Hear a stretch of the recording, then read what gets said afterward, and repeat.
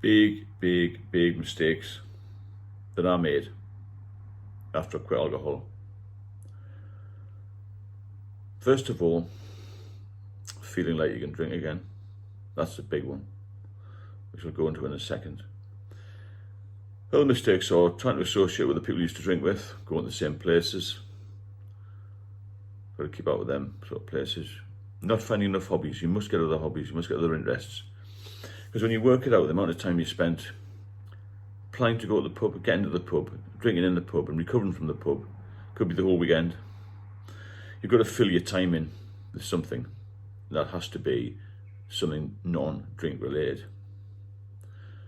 Whether it's old hobbies or taking up some new hobby. It might sound a bit strange, but I went on a cookery course, which is really good. When I first stopped drinking years ago, I know I relapsed, but never mind. I did spend 8 years off the drink. I started to get fit again, started a gym course, went to a local spa place.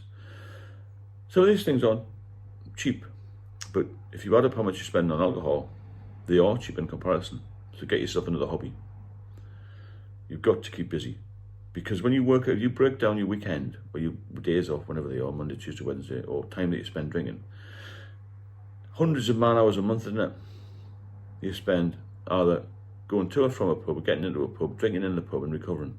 Recovering is probably the main thing, isn't it? The amount of hours lost due to people ringing in sick is colossal in the UK. That's the only figures I've got, absolutely colossal. And lack of productivity, because a lot of people, they'll get in on a Monday morning. I know this from experience, you know it from experience. You've been there probably, if you're watching this channel.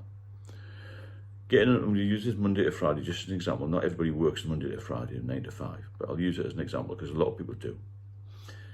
Getting 9, feeling groggy, rough, because you probably haven't slept before. You have the fear factor on the Sunday.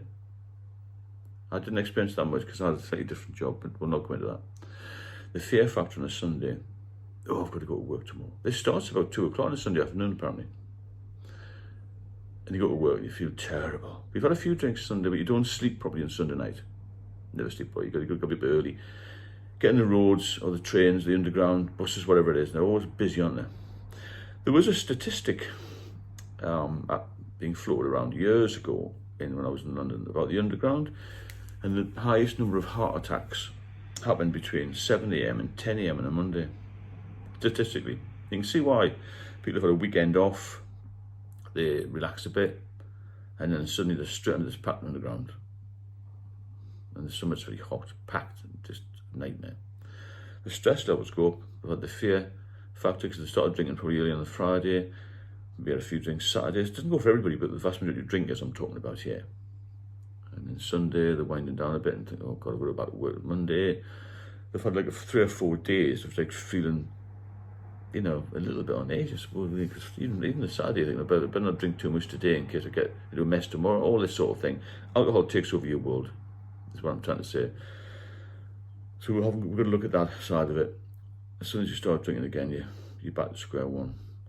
That's the main thing, relapse. You have to look at relapsing. If you're going to relapse, every time you relapse, it's harder to get off it again, stay off it, and the symptoms come back much stronger. So keep out of the pub you used to go to. Find hobbies, find something different to do. That's the main thing. Get your time organised, start to write things down a bit, do a bit of journaling. Well, it's not a bit old-fashioned going to pen and paper, but there is something about writing things down that focuses your mind. Give yourself a list of what you're going to do the next day. But don't relapse is what I'm trying to say. This is something I talk about all the time, because that's what nearly killed me. That's what kills a lot of people, relapsing. Because once you've detoxed your body, it all gets used to being alcohol-free. It's a big shock to the system, physically and mentally. It's psychologically draining as well. Not a good thing, relapse. It hits you like a train when it comes back, when you get back on the drink. The addiction's always waiting there to get you again, as it were, to trap you again, should I say. So start journaling, keep out of the pubs, get yourself new hobbies, that's main. Make new friends as well. It's not that difficult, because the people you know in the pub aren't really your friends, they're just people you associate with. I'll go in any pub as you could, particularly men. It's a bit different from men as to women. Go on your own as a man. You'll have a mate in 5 minutes, because a lot of people are the same. My girlfriend and I go to this local pub for a bite to eat now and again, and I would say 9 times out of 10, the same people. Single men, or men on their own, people with their wives at home, whatever. Single men with a newspaper, not really reading it, and they just sit there most of the day. And that's their life.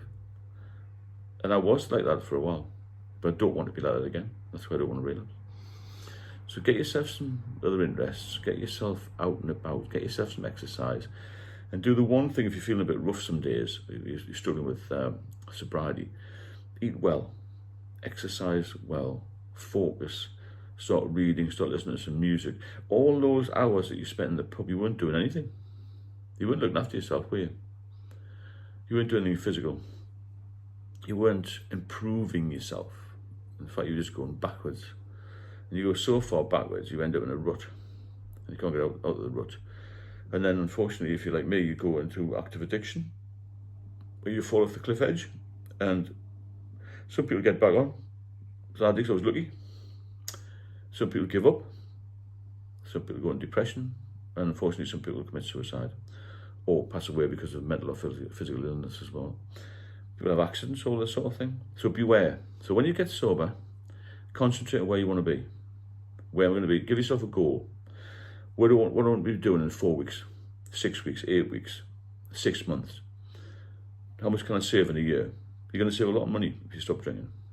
But do I need to buy a new car? Should I buy a new car? Should I invest in money in stocks and shares? Should I put some money aside for my children? Whatever it is. Get another focus, not just waking up every day thinking, Saturday morning, I'll go down to the pub at 11:30 and see the lads. These pub chains are open at 8 and 9 in the morning. I don't know if they have contributed to alcoholism, I'm not sure. I'm not saying they have, but I know people who go in there on a weekend at 9 o'clock and they're there all day and all night. I think sometimes it's just an excuse for a bit of company, a bit of warmth in the winter. That's all they do. These are young, fit, active men at the prime of their life, really, in their 30s and 40s. That's all they do on the weekend, all day. And it's no wonder the marriages collapse, the relationships collapse, and end up on their own, watching the football. There's nothing wrong with that. But at the end of the day, it's not much of a life, is it? As a young man. I mean, I had quite a good job, an active job, and I drank socially, but I got into the addiction side of it as well, because it will pull you down eventually. It's going to catch you. So when you get sober, relish it, embrace it, enjoy it, and share it with other people. Because I know it's the only drug that you give up when people question you, why did you stop drinking? Why don't you drink? But your life's going to be better. You'll find that people are jealous as well, because you've got out of the rut. They haven't. Some don't want to get out of the rut, so they're quite happy to do nothing, or just drink themselves to death in a lot of cases. If you carry on drinking, you'll die 25 years younger than the general population. It's a stark figure, that, isn't it? I read somewhere the other day that alcohol-related liver disease deaths of females has gone up 37% in 5 years.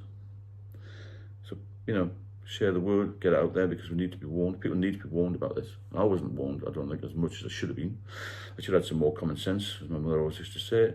Should have known better, but once you're an addict, no matter what people tell you, you can't get out of it. It's as simple as that.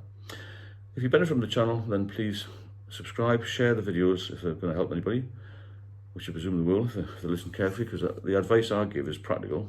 I'm not a medical chap, but I know a little bit about things. And I'll see you all soon.